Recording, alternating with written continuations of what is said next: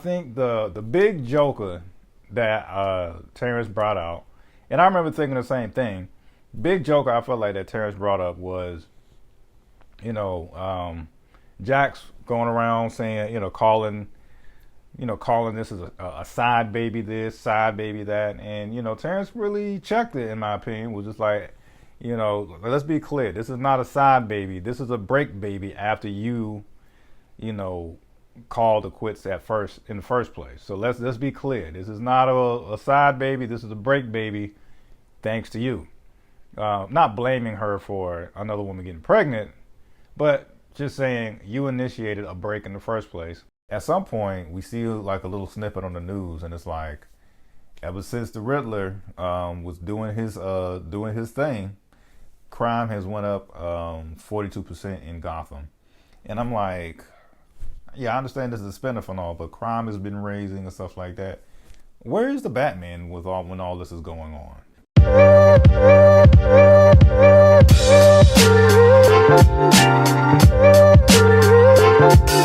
Hey, what's going on, folks? Another episode of Ryan Reviews Everything, and I know it's kind of late. I've been meaning to cover this episode by episode, but life happens. Nevertheless, I am talking about episode 8, season 2 of Reasonable Doubt, and I might not jump around, but I may just focus on certain characters and then go from there. All right. So of course we're going to talk about, first on the menu, we're going to talk about Lewis and Jax, and I will say, just watching this, few episodes back, I remember just looking at it like, damn, bro, like, they're better off just breaking up. It just seemed like a lot of just toxicity. In the first season, she's sleeping with Michael Ealy's character. I think she was flirting around with, like, somebody else, and he was on some cuckold stag type of stuff and enjoyed watching her have sex, through video cam.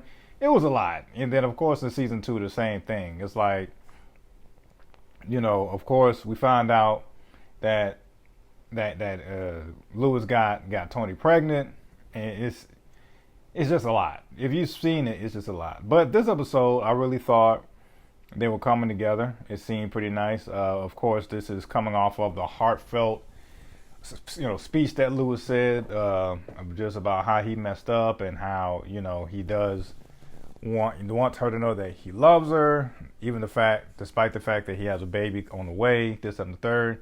It was beautiful to see, man. So I did enjoy that. Definitely, it looks like she put the possible affair, or I guess you could call it an affair, the possibility of an affair with Corey Cash on hold.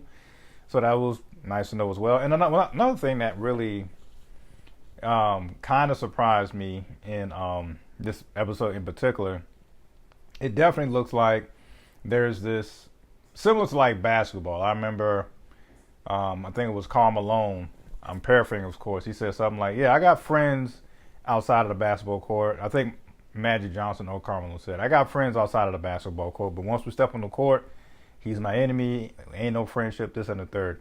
I'm starting to get that same vibe between Jax and her opponent or her counterpart in Lucy.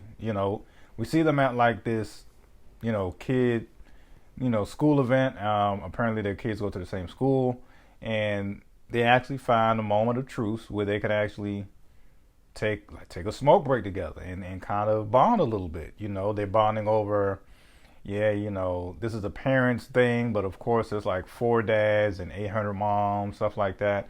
And they was really, bonding, I guess is the best way to put it.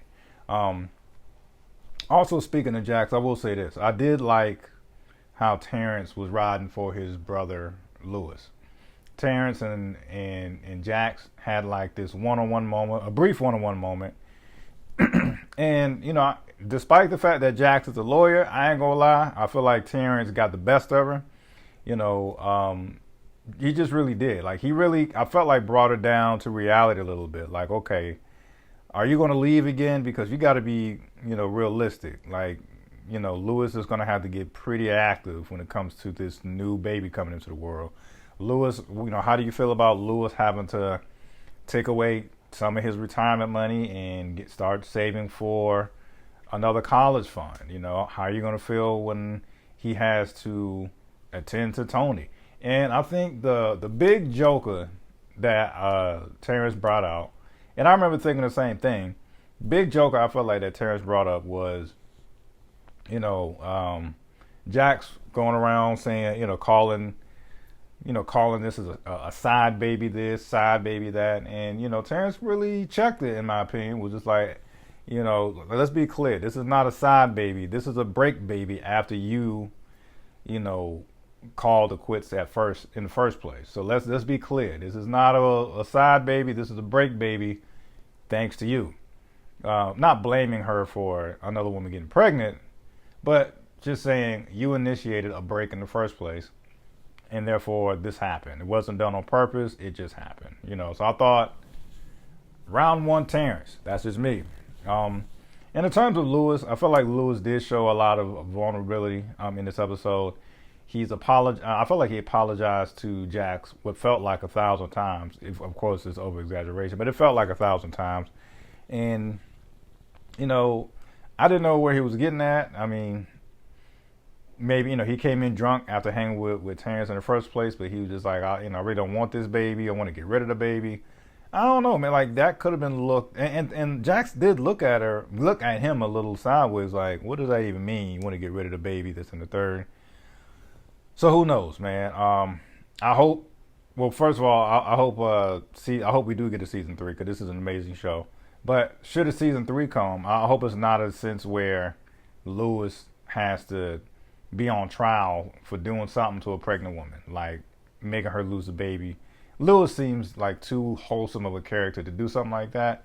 But the fact that he was saying, I want to get rid of this baby, this and the third, it's kind of wild. But clearly, as me looking into it, I'm sure he just simply wants to talk Tony into having an abortion, perhaps, things of that nature. And on to Corey Cash. I really felt like he did his thing this episode. Not too much on Corey Cash in this episode that really stuck out. Other than, he was being professional, wanted to apologize for them getting slightly touchy-feely the other night. And he even just wanted to respectfully say, Lewis is a lucky man, this and the third. And outside of that, Corey Cash was really cooking in the courtroom. I felt like he walked...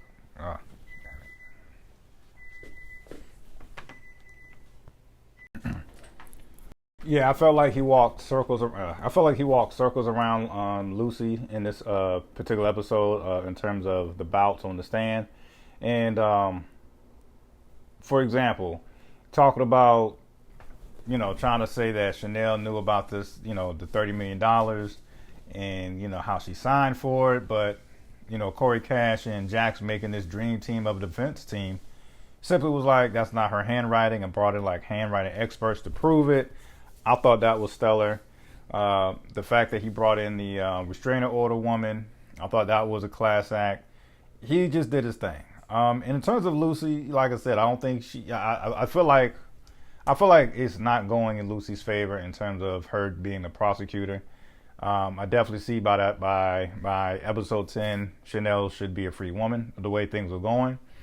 And other than that, man, clearly, I hope we get the full story about this ex-husband. It seems like this ex-husband of Lucy. I'm not sure, which would be kind of ironic. It sounds like he may have went to jail for some domestic violence stuff himself, and that's why Lucy is so shaken by the ex-husband. Every time he pops up, he's pulling up with flowers like he did earlier in the season, trying to apologize for something he did. She's kind of devastated for the fact that she has to now have shared custody. I'm not even. Why am I saying it's a mystery? He definitely was doing something foul. I feel like it was something with domestic violence because at one part she's talking to her girlfriend and Lucy is just like,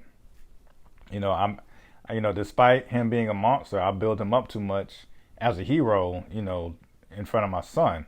So now that's going to be kind of devastating. So he definitely was doing something foul. For this, but nevertheless, she's floored just off the simple fact that he was able to win joint custody somehow, some way. So, and of course, I definitely enjoy the kids. We definitely see Spencer going into his own, has a little girl crush thing going on with that. And of course, he's going to get talking to. He has like some lighter fall out of his pocket towards the end of the episode. And now we've already had two versions of what may have happened to JT. We see early in the season, we saw the possibility that Chanel killed him. And then what I was strongly believing was the second version. I think somewhere along the line we see that it looks as if Chanel was on the verge of being choked to death because she wanted to leave and JT wouldn't let her. And it looks like her lover, Adrian, hit JT over the head, therefore killing him. Or at the end of this episode, it looks like we might have a third possibility. Maybe instead of Adrian who killed him, maybe it was Chanel's cousin who did it. And that's another thing that was kind of a nice heated moment throughout this episode when Chanel's cousin took the stand. Wasn't the best witness because she had that outburst towards the end, but when you got emotions involved, it's hard to really stay calm. So I definitely understand that. And I did find it, I don't know if I found it sweet actually or not. We see that Adrian is, willing to spend the rest of his life with Chanel once Chanel gets out of prison and so forth. But before we saw that conversation of Chanel telling the cousin, we should be honest about what really happened, I'm just curious, like, okay, like, is Chanel this much of a ride or die person that she is lying for either Adrian, who truly killed JT, or the fact that she is holding it down for her cousin who may have killed JT? Nevertheless, man, I just don't understand why. What justifies Chanel to like try to take the blame for this if she in fact wasn't the one who killed her husband in the first place? Like, why not have Jax defend either Adrian or Chanel's cousin instead? I'm sorry that I forgot her name, but I'm wondering why not have Jax just defend Adrian or Chanel's cousin instead of